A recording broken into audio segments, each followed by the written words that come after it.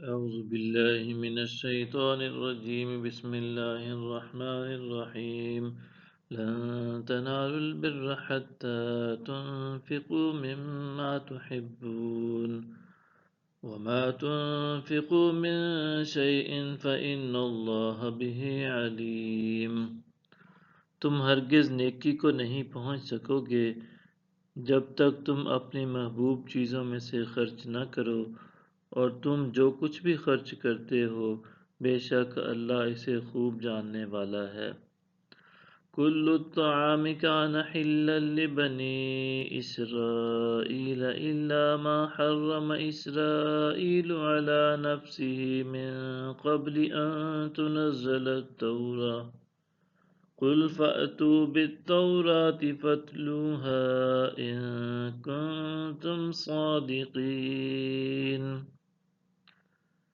تورات کے اترنے سے پہلے بنی اسرائیل کے لیے ہر کھانے کی چیز حلال تھی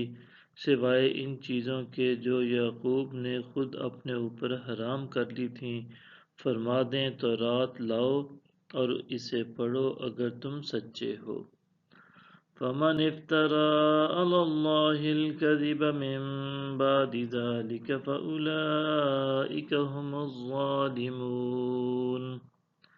پھر اس کے بعد بھی جو شخص اللہ پر جھوٹ گھڑے تو وہی لوگ ظالم ہیں قل صدق اللہ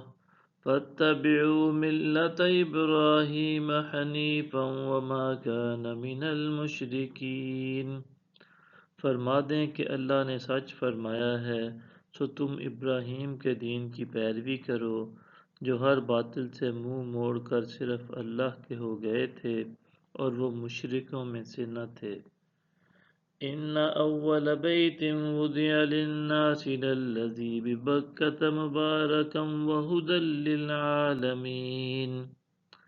بے شک سب سے پہلا گھر جو لوگوں کے لیے بنایا گیا وہی ہے جو مکہ میں ہے برکت والا ہے